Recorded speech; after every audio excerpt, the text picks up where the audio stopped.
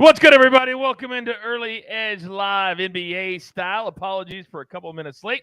We had some technical issues that happened, but we were back live when we were ready to go. And there are 7 big games on tap tonight. We're not going to waste any time getting into it. Let's go ahead and take a look at the schedule tonight. 1 game at 7:10, 3 games at 7:30, 2 at 8:30 p.m. Eastern Time, and then the Battle of the Crypto.com Bitcoin Pay Me However You Want to Pay Me Arena in Los Angeles. And the Clippers have not lost to the Lakers all season long, looking to do the 4-game sweep tonight. And we'll break down every single game you see on the screen. Also, we'll give you our best bets over the course of the next 30 to 45 minutes. And you know, when I come, I do not come alone. Let's bring in the stars of the show. Now, first and foremost, live from Nashville, Tennessee, M Squared. M Squared, good evening, sir.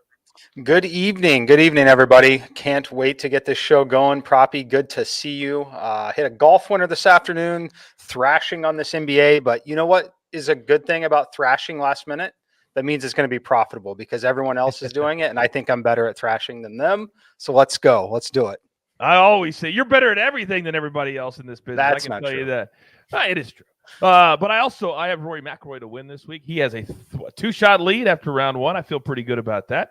All right, Alex, I tell you what, twice in one day. What's going on with us? It's incredible, Coach. I'm so happy to be back with you. I had so much fun. We talked MMA, previewed this amazing UFC card that is taking place this Saturday. If you'd like to catch that, you can go onto our YouTube page and see the coach, Andrew, and I chop up, give our best bets ahead of UFC 272, Jorge Masvidal versus Colby Covington. And I am so excited about tonight's NBA slate. We've got some great games, and I'm just pumped. That's right. That YouTube channel you talk about, we're on it right now. So if people just go down and look, that preview is on our YouTube channel. It's all for free right here and right now. But we're talking about the NBA on this show. So let's get it right into it. We're going to do storylines. We're going to do best bets. No donkey tonight. There's reasons for that. And then we'll break down every single game. And we'll do it as fast as we can because the first game starts at 7:10 Eastern Time. But let's get into storylines first. And tonight for the Red Hot C's, Mikey, they've been really, really good, but they're going to be out a couple of key players. Talk to me.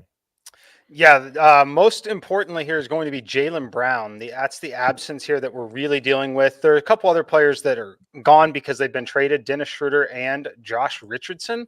But why that's interesting is because we see something very fascinating with Jason Tatum when Jaylen Brown is off the floor. We see a 6.3% increase in usage rate.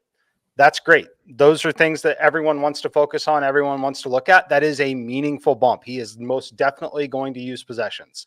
But where the real bump comes in for Jason Tatum here, 11.7% increase in his assist rate in these situations without Jaylen Brown on the floor, without Dennis Schroeder, without Richardson. Makes a lot of sense. You see a little more defensive attention. You're looking to kick a little bit more. Another thing that I like in this spot is they're now going to be playing up in pace. This Memphis Grizzlies team rates number 2 in the NBA in terms of pace of play. All good things for usage, all good things for Jason Tatum props, which we will talk about here in a little bit. Yeah, on his 24th birthday today, Jason Tatum. Feels like he's been in the league a lot longer than just to be 24 for the perennial all-star for the Boston Celtics. All right, let's come to Alex now. And Alex, I tell you what, I wrote this number down because I wanted to make sure that I got it right. And the number is this. When Kevin Durant is in the lineup, the Nets are 24-12.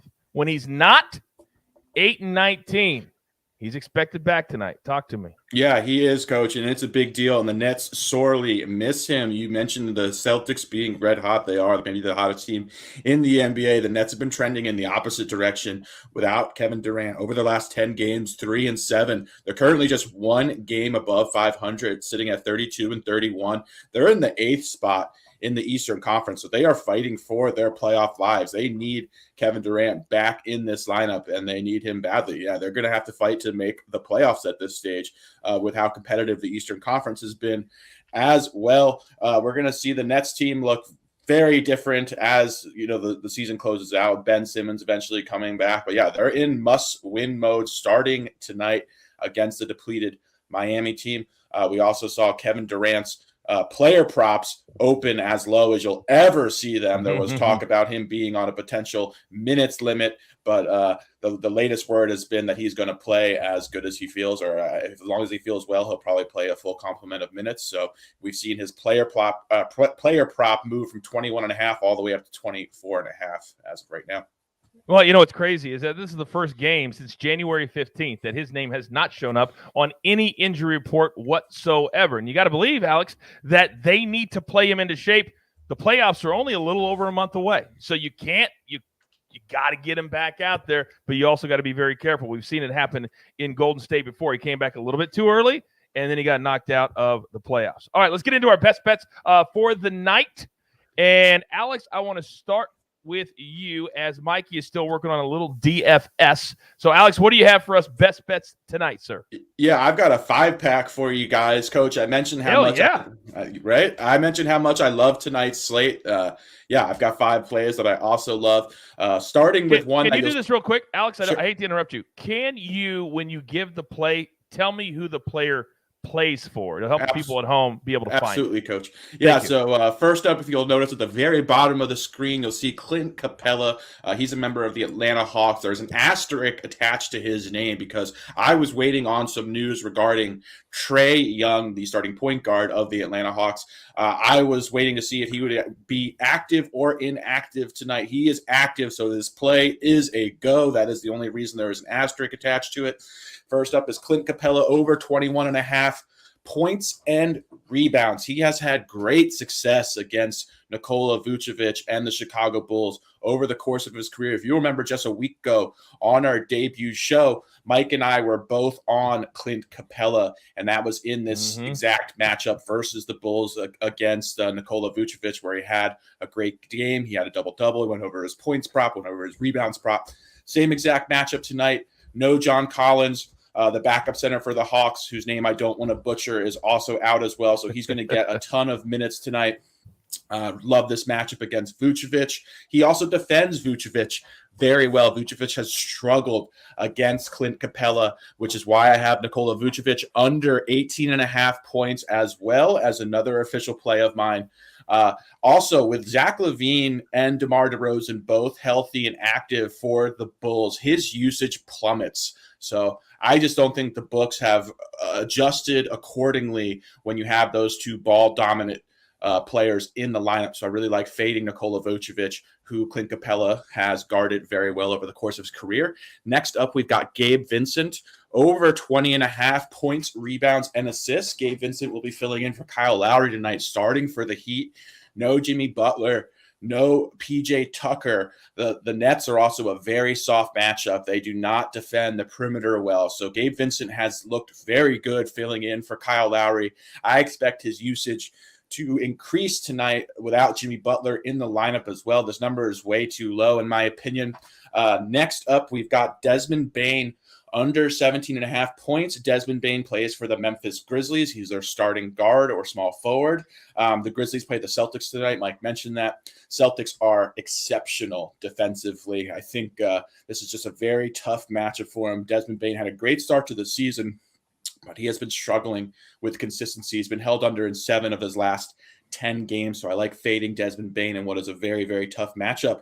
Last up, we've got Keldon Johnson, member of the Spurs, one of my favorite young players in the NBA. He's over 24.5 points, rebounds, and assists. This is a great matchup for him against a Kings team that's bottom 2 in defensive efficiency. And Keldon has just looked phenomenal lately. He's been one of the most consistent players in the NBA, definitely doing a lot of great things in San Antonio. You see his minutes come up. Greg Popovich is very careful how he allocates those minutes. You have to earn them when you play for Pop. And Keldon has done that. He's been their second best player besides DeJounte Murray, and he's looked exceptional. And I think this number, again, is too low. So I love backing Keldon at Johnson over 24.5 points, rebounds, and assists.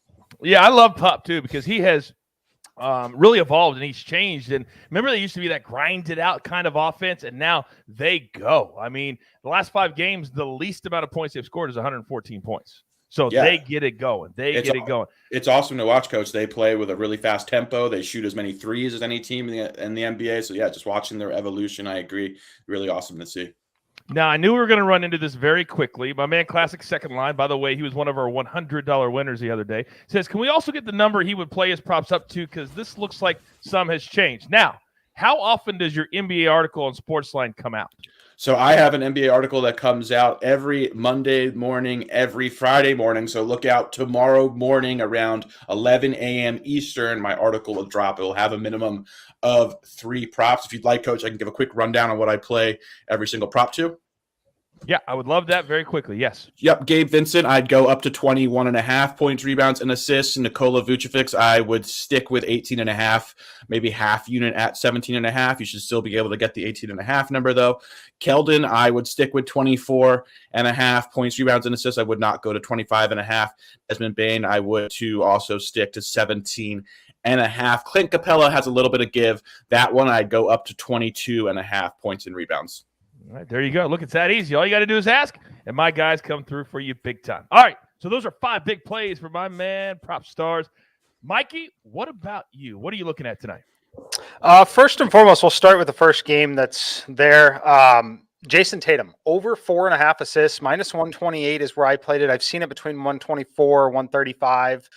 It was 105 for a second, but I just missed it. But what I talked about here, with Brown off the floor and, of course, the others that have now been traded, we all focus on the points. We all focus on the usage rate, 6.3%. I love this assist rate that increases by about 12%. Furthermore, it is his birthday. They're playing up in pace against Memphis in what should be a very competitive game. They also get the home court scoring. Home court scoring is important for one category and one category only. And you know what that is? Yep. That is assists, especially when it's your star player. They are very generous with awarding official assists. That is critical in this spot. I love Tatum over 4.5 assists. With it being the birthday game, playing Ja Morant, MVP candidate on the other side, I honestly, even though this number is very low on this prop, I do not hate a sprinkle on the Jason Tatum triple-double tonight, because that is what's going to be required of him almost in this spot. But that's just something to throw out there. I haven't actually put that one in yet. I likely will before we finish the show. But I do love over 4.5 assists for Jason Tatum. I think he gets that by halftime, to be honest with you. Nets money line. I played it minus 120. It has moved to minus 150.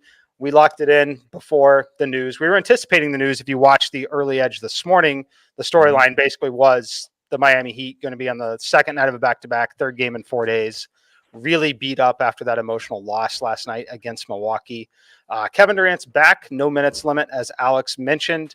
And the reason why there's no minutes limit, like if they were in normal form, there would be a minutes limit here. He'd be limited to 28 to 30 minutes. They can't afford to lose basketball games at this point, especially against teams that are on the road in tough rest situations and without star players. It's a must win for the Nets tonight, as crazy as that might sound.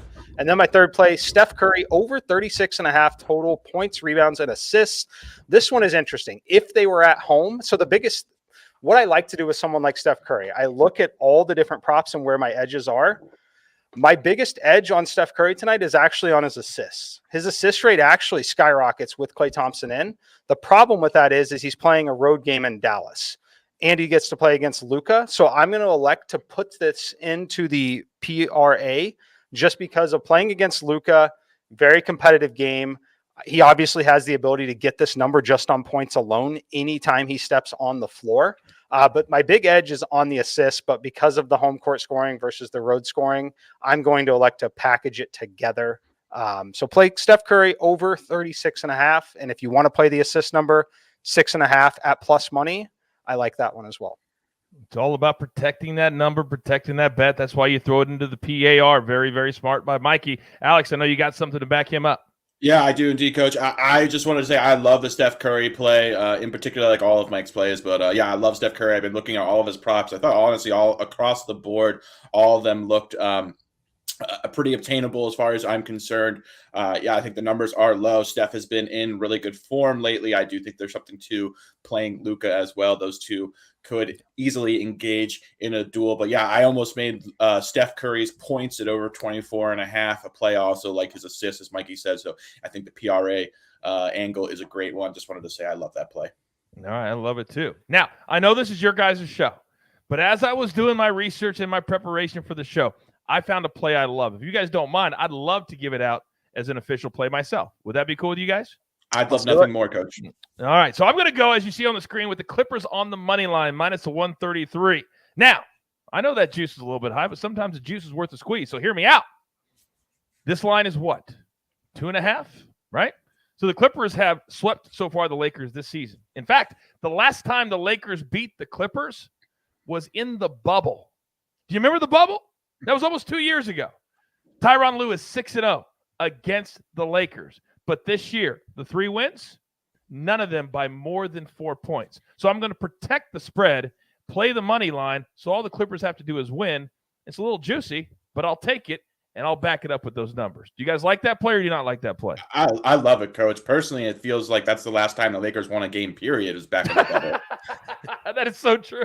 That is so true. The other night, I watch all the games here locally, so you get the local broadcasters, right? And they were so excited. They come back, they take the lead against the Mavs, and then ultimately what happens yet again? They blow a late game lead, and it is ugly out here in LA. That's all I got to say. It's ugly out here in LA if you are a Lakers fan.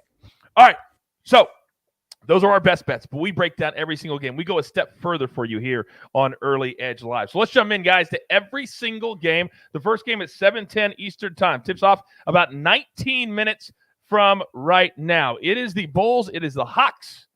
Second and third best teams as far as three-point percentage is concerned. Trae Young averaging 28 points a game. DeMar DeRozan also averaging 28 points a game. The Bulls are 3-0 straight up and against the spread against the Hawks this season. 12, 14, and 4 they won by. Mikey, let's start with you.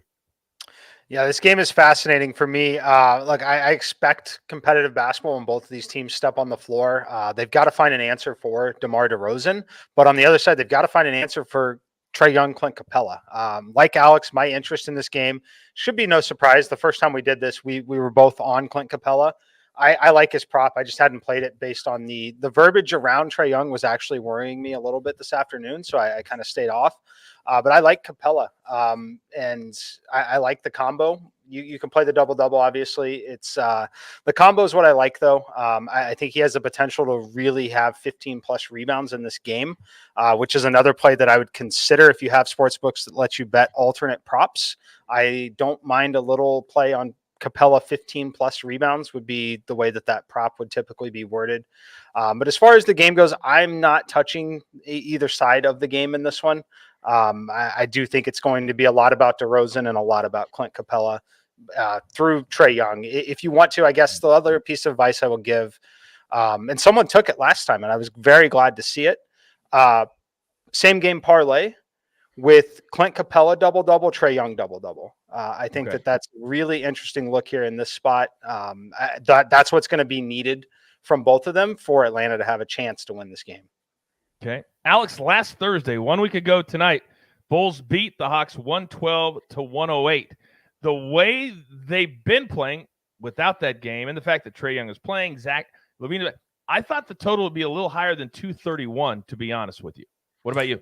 Yeah, I did as well, Coach. A little bit interesting. Also, I do believe that this game actually opened with the Bulls as, I want to say, 4.5-point favorites, and it's come down to 1.5, which is also something that's been interesting to watch over the course of the day. Haven't seen much movement since Trae Young, just about half an hour ago, was ruled active for this game. But yeah, I want to kind of echo Mike's sentiments regarding Clint Capella. I just think this is a perfect spot for him.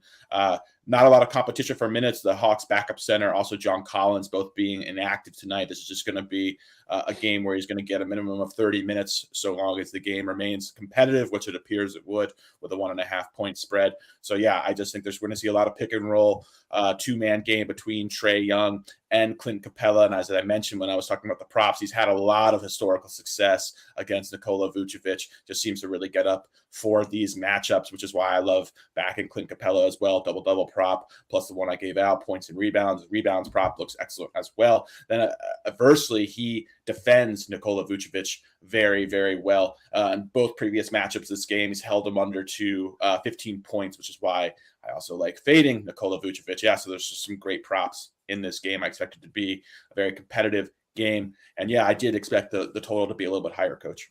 I got to be honest with you. I was very disappointed in you two last week. It took almost 15 minutes to cash that Capella prop in that game last week. What took you guys so damn long? I don't even know what happened. Didn't even have to watch the second half. First half, double prop cash, by the way, Coach. Is that crazy? Yeah. Is that great? That's a great feeling. That's a great feeling. All right, let's move on to game number 2, 7:30 start time. Not a whole lot of people are going to be watching this game. Not a whole lot of people are going to be at this game. It's the Pistons. It's the Raptors. The Raptors are favored by 9. The total 218.5. Pistons and the Raptors each have won 3 of their last 5 straight up. Straight up. There will be no atmosphere tonight. Alex, how much do you think that affects a team like Toronto when you play a team like Detroit that just never gets your mojo going? Yeah, it's got to be difficult, Coach. Detroit really struggling here. The Raptors also are going to be undermanned again tonight. I'm a little bit surprised that this 8 points, close to double digits. But then again, looking at Detroit, it's really hard to have any confidence in them. And if you're taking Detroit, I wish you the best of luck as far as that is concerned. Very hard to bet on them. Cade Cunningham, very, very exceptionally talented rookie. Love watching him, just having a lot of trouble staying out of foul trouble, remaining on the court. He is fouling at a very, very high rate. The officials are keeping a very close eye on him for that reason. You're not seeing him get the amount of minutes that you look for. When he is on the court, he's great. He's just fouling at a very, very high rate. So, this game is going to be interesting, but just a lot of missing pieces for Toronto. But I do expect them to win the game handily. Mikey, Alex brings up a very good point that I've had to learn the last couple of years since working with you geniuses the hard way. Sometimes I see a number, I go, man, I've got to bet that game. I have to bet that game. And I've stopped betting on bad teams. Even if they cover the spread, I don't feel guilty anymore because I know that it's almost a 50-50 flip if they're going to play good or play uninspired. How hard is it when it's a bad team to even try to handicap what they're going to do? Yeah, no, I mean, you're definitely baking a little bit more of the uncertainty in with some of those teams. You look for larger thresholds, like if you're simulating the game or if you have a model of any kind, you're definitely looking for like larger edges when it comes to those kind of teams. You might be a little more cautious. As far as this game goes, I do think it's worth noting that it's obviously not, in Toronto right now, it's not like a massive home court advantage like other places, there's not huge home court advantages anyway in the NBA, but it's definitely not in this spot. They are limited tonight, and they've been limited recently with Fred VanVleet and OG Anunoby, but now it's also going to be Thad Young, who actually provided some pretty decent energy, especially defensively for them with the second unit. And then on the Pistons side, the guard rotation is actually going to be slightly more thin. So if Cade Cunningham can stay out of trouble, I don't mind the Pistons here at +8. I wish we were getting 9.5. That would be a number that I would be way more interested in. It's maybe a slight under candidate. I have this one around 215. It's coming in at 218 on the total, slight lean on the under. But I would most likely look to try to grab this Pistons team at double digits if you're watching live late first quarter, early second quarter. If they're, down 8 to 10 already at that point, I don't expect them to get totally blown out. I don't expect that lead to keep growing drastically, just based on the players are going to be playing. So I would look to bet the Pistons at double digits, late first quarter, early second quarter, if they're hopefully trailing by that 8 points at that point. To back up what Mikey said, a few days ago, the Raptors went to Brooklyn and won by 36. Then they come back home, play the same team, and lose. Or 1 by 1, whatever. It was tight. So there's a lot of variance here with this team that could play into all the great things that Mikey just said. You're shaking it. Do you have something, Alex? You're just no, I was just agreeing. Yeah, that was okay. I believe Mike and I both strongly cautioned any Raptors bettors in that second half of the back as well. We did suggest that the Nets would be competitive in that game. Be very, very careful. There's nothing worse than betting on a game that you would never watch in your life, like the Pistons and the Raptors, and then after you place the bet, go, what did I do that for? Why did I do that? All right, game number 3. There's a lot of interest in this one tonight, boys. It's a 7:30 start. It's the Grizzlies and the Fighting Ja Morants, who set a Grizzlies franchise scoring record earlier this week, 52 points, and had 2 of the greatest plays I've ever seen on a basketball court in my life. He literally looked like he was walking on air. It was unbelievable. Now, this total has moved around from 2.5. Some places is at 2. The total at 223.5. My book has this down to the Celtics minus 1.5. So it's kind of all over the place. And when you look at it, as Mikey said, Jason Tatum, 24th birthday. This is the first time they've met this season. They'll meet twice in the next 4 to 5 weeks. The Celtics have won 10 of the last 11 meetings against these Grizzlies. Alex, talk to me.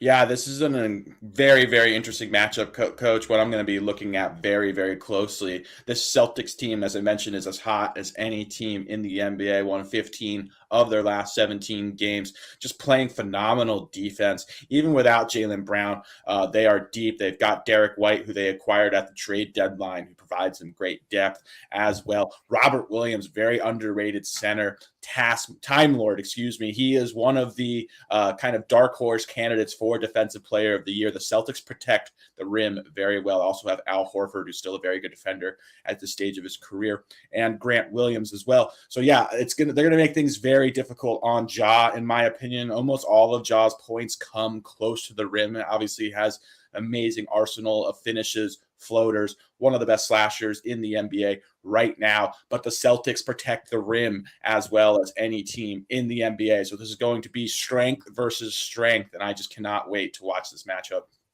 I can't wait to watch it either. Demon Slayer in the chat said, I'm going to bet $1,000 on the Grizzlies tonight. Now, I don't know if that's on the money line or if that's on the spread. But, Mikey, that'd be like a quarter unit play for you. Yeah, that's a full unit for me. That's a very significant wager, really, for a lot of people. But I'll tell you the interesting thing about this. The Grizzlies, we talk about both these teams being good. Grizzlies have just been absolutely absurd against the spread, especially on the road. 22-9-1. Really tough to do.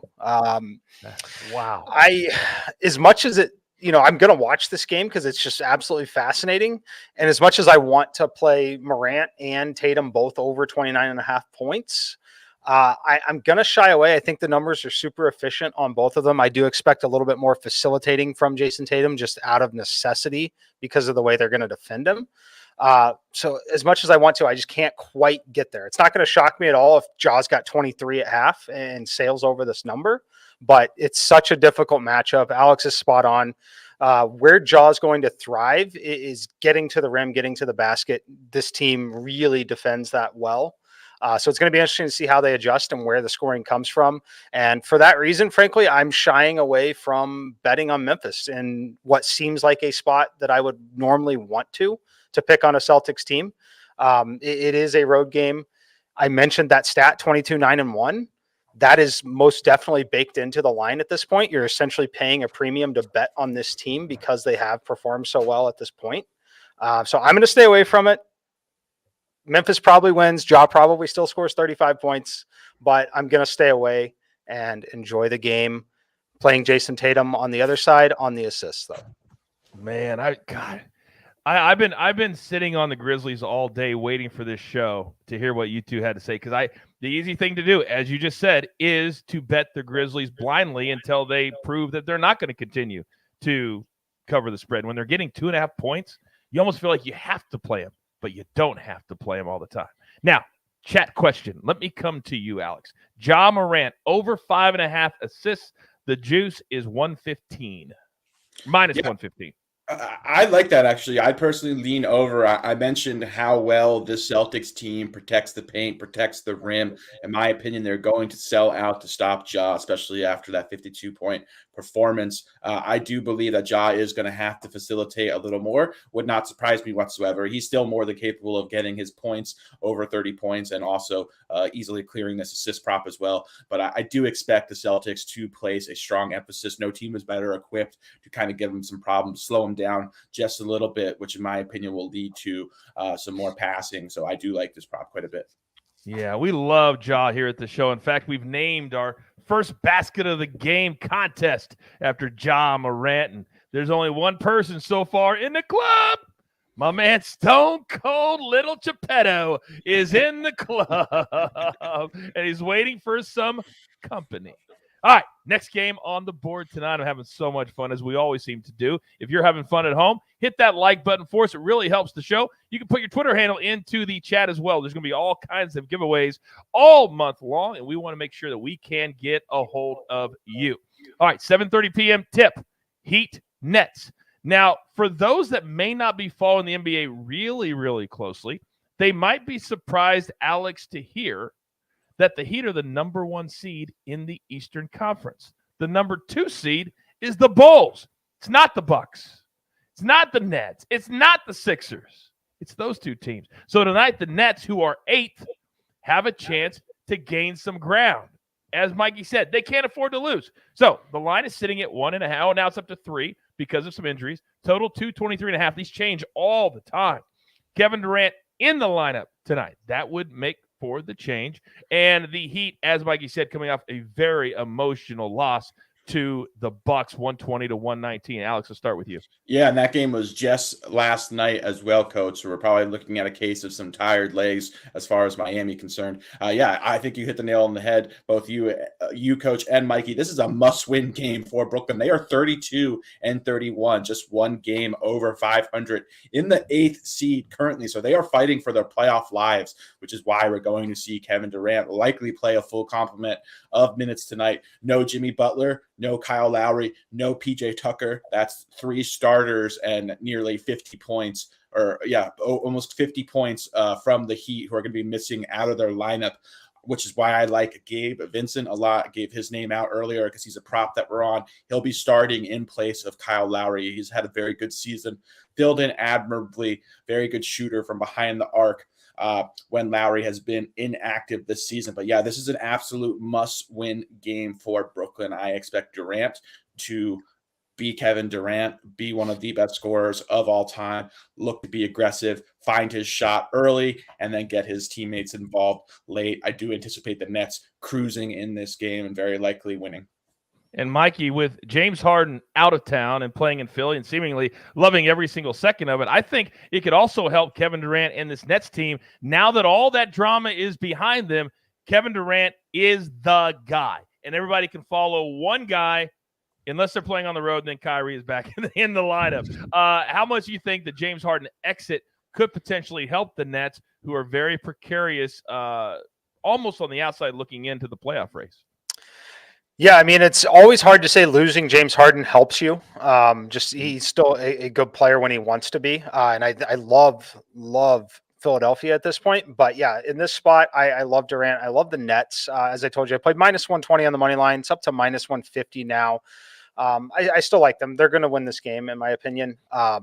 But yeah, it's kind of an audition of sorts for the rest of the players out there with Durant. Durant's definitely going to be looking. I'm very interested to see him play alongside Seth Curry in this game as well. But yeah, this game is pretty simple for me in terms of where we're at on it. I took the Nets money line. 3rd game in 4 days for Miami. 2nd night of a back-to-back on the road. And their next game, which they play Saturday, is against those Philadelphia 76ers with James Harden, Joel Embiid.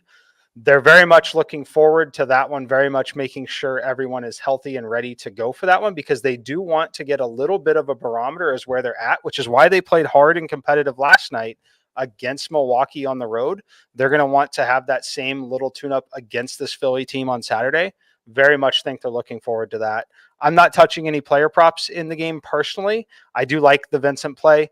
But I'm not getting to any of the other props. I know that anything on Tyler Hero is maybe catching people's eyes just because of the usage that he will see, but I really don't like the way he's played recently. And I think this is a spot where this game could get very ugly for Miami. You remember a very, very good educational point for people at home who bet the NBA every single night. There are times where teams are okay with losing. There are times where if you like the Heat, if you get to first place, you can do what Mikey just said and test yourself to the max and then say, you know what, we can give a game away. It's okay. We're still in first place. We're still good. And that's exactly where the Heat find themselves right now, as do the Suns out west. All right. Great stuff by you, Mikey and Alex. All right. If you have anything in the chat that you would like us to hit on, we've hit on a couple of props so far. Go ahead and toss them in there. Give me the juice as well. It really helps my guys know exactly what they're going to give back to you. Hit that like button for me if you haven't already, please. I'd certainly appreciate it. 3 more games we got to get to. And this is a rematch of earlier this week. And I can't wait for this one tonight as well. Mike, I'm going to start with you. 8:30 p.m. Eastern time. The Warriors on the road. So both Seth Curry and Steph are playing tonight at the Mavs, -2. Now down to -1.5. The total 220.5. It's been hovering right around that number. The second meeting, as I said, in 5 days. But here's the kicker for this one. The Mavs were getting their butts whooped. And I mean to the tune of the Warriors had won 62 straight games when leading by at least 20 points. The Mavs go on a 21-0 run and win. How much confidence, Mikey, because of that win, will Dallas have tonight against the same team? I mean, look, they've definitely got confidence. It's hard not to be confident when you're playing with Luka Doncic. I mean, kid is just absolutely incredible. And, you know, a lot of people have said this, but what he does in the pick and roll game with what he's working with in the pick and roll game is just absolutely incredible. So it's always hard to go against that. But I personally think the wrong team is favored in this one tonight, personally. Assuming that it's still +1.5. I like the Warriors in this game. I have not made it an official play. The reason for it with these road teams, they can fall behind a little bit in first quarters. Luka can have a very hot first quarter. You watch Luka's. What I like to do against Dallas, I like to live bet when I'm betting against them, because Luka, if you follow his rotations, he plays all 12 minutes of the first quarter, which really allows for a little tiny bit of separation towards the end of the quarter. And then that can create a gap. Well, where they're the home team and the favorite here, I think by waiting, as long as Steph doesn't come out incredibly hot as well, that you might be able to pick up the Warriors +5, +4 at this spot, which is a much more friendly number, because I'm expecting a very competitive 1-possession game at the end of it.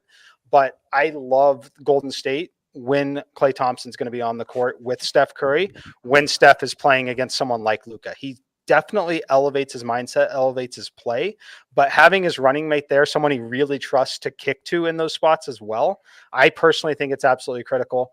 I lean towards the under in this one as well. Just think we see a few more half-court sets, a little bit slower pace of play at times. We know Dallas plays with one of the slowest paces of play in the league. So that's what I'm looking at. I want to potentially live bet it. I'm okay if you want to sprinkle it ahead of time. I think Golden State ends up stealing this one, though. It came in at 208 on Sunday. 107-101, I believe, was the final there, which would be well under the total tonight. A couple of chat questions. Alex, let me come to you. Steph Curry over 3.5 3-pointers tonight, -105. I like it. Definitely leaning over on it. Prefer the points at 24.5, however. All right, what about the game? Your thoughts on that?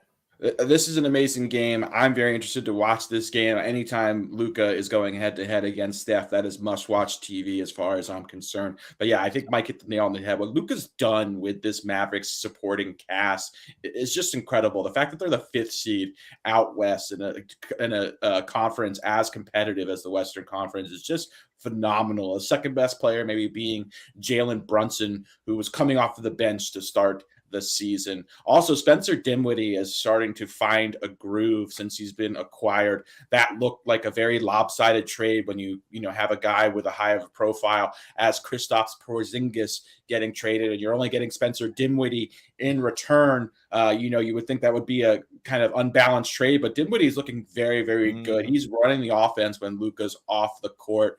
Looks more and more comfortable every game as well. We hit his RA prop on Tuesday here, which was awesome in the first half, I might add as well, Coach.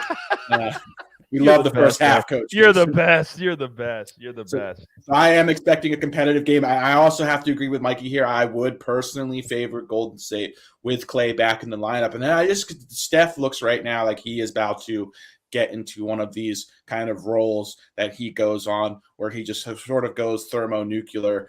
He just looks very, very good form right now. I'm expecting him to close out the season, get right back into the MVP conversation. He was leading the way over the first kind of third of the season. Embiid has played phenomenally well, and Curry tailed off a little bit after that. Wouldn't surprise me at all to see it be a 2-man race if Curry's able to pick it up with his running mate, with Klay Thompson back in the lineup. I think Curry's going to have a great game tonight as well.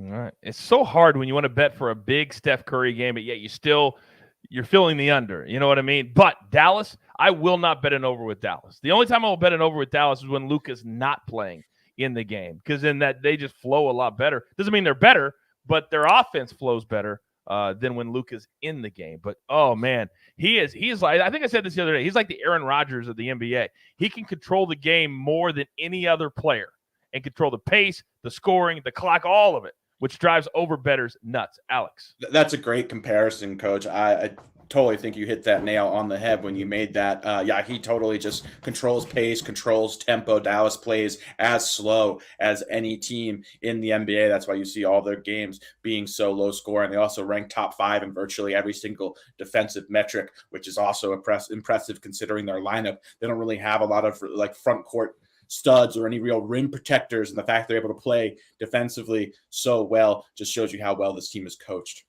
Alex, the other night, the local announcers actually spent about 5 minutes talking about the big contract extension that Jalen Brunson could be in line for. I'm like, is that a big storyline for the Mavs? Jalen Brunson, a contract extension? I guess that's where this team is at right now. The nice, smooth lefty. All right, we got 2 more games to get to. Then we're going to get the hell out of here because those 3 7:30 games, they start in 14 minutes. So 2 more games. This one we don't have to spend a lot of time on, boys. Kings and Spurs. Spurs minus 6.5. Total 241.5. I almost have a blanket rule that if the total is over 240, because of what Alex has taught us over the last several months, that there's so many ways for an under to cash and far less ways for an over to cash. Over 240, you have to score at least 60 points on average per quarter. Mikey, your thoughts on this one? Yeah, it's fascinating. The pace of play is just incredible, and the lack of defensive efficiency. I don't hate taking the under at that point. I would be more likely to do it in game live, but these teams are top 10 in pace of play and horrible defensively. I love Javonte Murray in this game. I think this is a really, really, really good spot for him. But other than that, I'm not betting the game. He's a fantastic play if you're playing DFS tonight. Definitely on triple-double watch in this one. There will be possessions. We'll see if there will be points, but there will be possessions in this game. That's plus 320, by the way, for a Murray triple-double. Would you sprinkle a little bit there? I would sprinkle a little there, yes. Okay. Very, very good. Alex, your thoughts on the Spurs and how much it has to be driving Pop nuts that he has a team that, as Mikey said, is awful at defense. Yeah, they certainly are. And for as bad as the Spurs are at defense, the Kings might be even worse, Coach. So, yeah, like Mike said, there are going to be a lot of possessions. That doesn't necessarily translate to baskets, but we're going to see a ton of field goal attempts. These shots are going to be plentiful from both sides. I'm interested to see Domantas Sabonis, how he looks tonight. He's looked very good as far as his numbers, his raw numbers are concerned. The guy is a very, very gifted player. He's not getting the same amount of touches that he was on the Pacers. Sort of troubling as far as I'm concerned. I did expect him to actually have an uptick in his usage kind of going to Sacramento. But yeah, he hasn't gotten the same amount of touches since arriving there. Hopefully that's something that's changed. You can run the offense through him. He's such a gifted, skilled, high IQ player. Excellent passer as well. I really put an emphasis on the 2-man game between him and De'Aaron Fox, but I'm also not the head coach of the Kings. But I do expect a really fun game. Hopefully it's a shootout. Hopefully they're able to make a lot of these shot attempts. That is a monstrous 244-point total. I would hold my breath betting the under on that as well. But I do love Keldon Johnson. He has been one of my favorite players to watch this season. He's really ascended in his 3rd season, become much more consistent. I believe he's had a run of something like 17 out of his last 18 games. He scored at least 15 points. Just looks like a very good wing player, potential all-star in the future. Did you say run? Did I hear you say run? Because right now on the morning show, we're on a run of 6 straight days cashing our parlay of the day. And the Spurs are part of the AB3 today that we need tonight, along with SMU and I believe Coastal Carolina, all on the money line. All we need the Spurs to do is win to help us cash for the 7th day in a row, which for a parlay, that's almost unheard of. That's almost like Mikey's 20-0 run he had a little over a year ago, which was magical. But that if that ever happens again, oh my God, I hope I'm here for it. That was magical. It'll happen. It can happen during baseball season for sure. It'll happen for Mikey. Calling it now. A couple of quick ones before we get to the final game because they have to do with the 7:30 games. Isaiah Stewart, under 8.5 rebounds. Anybody like that one? Even look at it.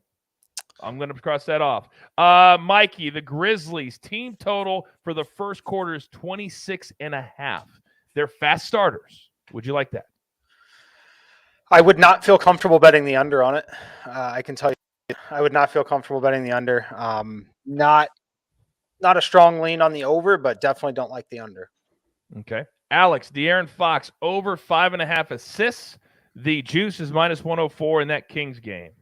I'd lean over, but he's just going to be relentlessly attacking the basket. He's scoring the ball at such a high clip right now. He's not really looking to facilitate. So as far as Fox is concerned, it's just a lot. I'm much more comfortable with his points than I am with his assists right now.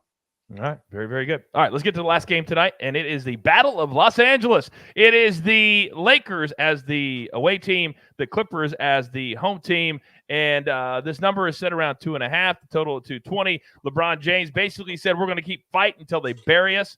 Well, LeBron, you're about buried at this point. They would be in the play-in tournament, which no player wants to be a part of, but I actually like the play-in tournament. I really do. But right here, right now, this is about getting to that. And the Clippers, I've already given you all the stats because they're my official play for the show on the money line. But, Alex, let's start with you. How bad do you think the Lakers are right now? I think they're flat out terrible. Watching them is just very, very difficult. Just no cohesion. Just the ball doesn't move around that much. Just a lot of ISO basketball. Russell Westbrook looks completely lost to me on the court. I don't know how you can play this guy down the stretch. I'm not sure he'll even be in the league at this point next year. Just very, very hard to watch. Austin Reeves is starting for the Los Angeles Lakers, and Stanley Johnson is also starting and playing big minutes. There is something seriously wrong with that statement, Coach. Neither of these guys were in the NBA to start the NBA season. If you remember, Stanley Johnson was drafted like 10 years ago. He hasn't played in the league for 3 years, and he's literally picked up like 30 starts for the Lakers this year. It is just hard to watch basketball in Los Angeles. And it's a shame, too, because LeBron is still playing brilliant basketball, which is incredible at the age he's at. And you're just wasting sort of the twilight of his career with one of the most poorly assembled rosters I have ever seen. Whoever thought bringing Russell Westbrook onto this team was a good idea should be fired immediately. In my opinion, that is one of the biggest personnel blunders that I've seen in recent memory. Alex, we know who it was. We know who it was, which is why he's not being fired. It was LeBron that brought Russell Westbrook. No. And I'm telling you, if you watched him in Washington, how they approved that trade is beyond me. You could get 3 legit players for what they're paying Russell Westbrook, $45 million a year. He was worth that 2 years ago as the number 1 guy in Oklahoma City, but not now when he's fallen off the cliff. Mikey, your thoughts on where the Lakers are, but also the Clippers are kind of playing decent basketball. They're 33-31 straight up. They're above 500. Yeah, tale of 2 cities, 1 city. But look, this Clippers team, they have done a lot with a little, essentially. Mm-hmm. Like, they've done pretty well with what they're working with, considering what they're missing. Lakers definitely not. I mean, they've got to start winning games like this, frankly. It's still a tough spot for them, but they've got to start winning them. Much like that Brooklyn Nets team, they're basically in must-win territory. They lose a few more. It might be growing injury time for LeBron and shut it down and try again next year, which sounds insane, but we're not far off from that. One bad week, really, where they lose every game again, they're in trouble. And man, this spot for him, like you said, Russell Westbrook, just awful pairing. Obviously, there's no analytical reason to put those 2 on the floor together at the same time. It doesn't make sense. It doesn't work. Yeah, they're in trouble. And yeah, you gotta wonder. You gotta wonder too what kind of shape Anthony Davis is going to be in when he eventually comes back, if they even make it to the playoffs. Maybe they'll sit him for the rest of the year as well. But the one little nugget I'm looking at was the statement that LeBron made a few days ago that he absolutely 100% will be playing in the NBA until his son plays for a year, right? So if that's in the future, 3 years, why wouldn't he shut it down for a month and save his legs? Am I right, Alex? Yeah, if he's thinking about that, and I agree. I also saw that quote, Coach, and that's the first thing that came to my mind as well. If he's thinking that far ahead in the future, and the way this guy prepares and the way that he takes care of himself, I have to imagine that they are not far off from shutting him down, especially if we see them lose tonight. And yeah, it's just gone from bad to worse to just disastrous, in my opinion. If I were the Lakers and I were LeBron, I'd want to take the rest of the season off, because I just don't think the upside's there. I don't think they have any chance to, if they were to even get in through the play-in, which I think is very unlikely, they are going to get likely swept in the first round by whoever they match up against. Here's one reason why they won't probably do that. There are $3,500 courtside seats that people pay for. In the resale market, they pay more than that. Can you imagine those season ticket holders, or even the people that have bought them off of StubHub or wherever? You mean you wouldn't pay that to see Austin Reeves and Stanley Johnson, Coach? No, I would not. No, I would not. Not even Monk. And I love Monk. I wouldn't even pay to see Monk. Oh, man, what a sad state of affairs. But I think people forget that almost every single star player in the history of the NBA has had off years, has played on bad teams. It's not like everybody had a 15-year career winning championships, every star player. So LeBron has gone through some bad years, and this is one of them. Great show again by you guys. All right. The 7:30 game start in 4 minutes. So quickly, let's throw up the recap page. I will read through them. We don't need to go through all of them again. Take a look. Several of those you can still get. The Capella, that's off the board. The Hawks game already started. But you can see Steph Curry, you can still get. Jason Tatum, 4 minutes. The Nets in 4 minutes. So all of those, get them in while you still can. Quickly, guys, 15 seconds on what you're most looking forward to tonight. Mikey, start us off. Yeah, I mean, it's definitely Steph and Luka, Ja Morant, Jason Tatum. Very much looking forward to that. And then update for those of you that were curious about Clint Capella. He has 8 points, 4 rebounds in the first quarter. Definitely on track to cash that one. Nice work. Thank you very much. By the way, what is your Ja Morant first basket of the game tonight? I'll take Jason Tatum, birthday boy. Not sure where the price is on it currently, but I like Jason Tatum tonight. I'm going to take the same guy. So if we get into the club, Mikey, we're going to walk in together, big boy. And that's the whole reason. I was like, birthday boy, home game. They're going to run a play for him to start the game. So hopefully they get the jump ball. All right, Alex, talk to me and also give me your Ja Morant first basket of the game for potentially a second pass to the club. Yeah, it's awfully lonely in the club, I want to say. So I hope that you guys can both join me in there. So I'll be pulling for you guys as well. My first basket, VJM, just a.k.a. Ja Morant. I'm going to go with Harrison Barnes. I saw him at plus 1250. Thought that was pretty good value. He was like the 9th player out of 10 as far as the odds were concerned in that Sacramento-San Antonio game, which was puzzling considering how good he is offensively. So yeah, I like Harrison Barnes. And I actually am looking forward to this Boston-Memphis game, but I'm even more looking forward to taking my wife on a date tonight. We're going to go see Batman. Nice. Oh, that is so fantastic. I love it. And you're talking about the love of your wife. Why I love my wife. 007 is in the chat today. How cool is that? Because you love your wife, too. You're still in the honeymoon phase. I like it. Are you going to buy her popcorn and a soda, too? I will buy her whatever she wants, Coach. Oh, that's my man. I do the same with Crystal. I love it. All right. That's it for today. But we're here every single Tuesday and Thursday night at 6:30 p.m. Eastern time. But during March Madness, we'll have the whole schedule. We'll tell you all, our morning show. That's where you get all the vital information at 10 a.m. Eastern time right here on this YouTube channel or on Apple or on Spotify. So there's only one thing left to do, and I believe you all know what that is. You've got your marching orders. Let's take all of these tickets straight to the pay window.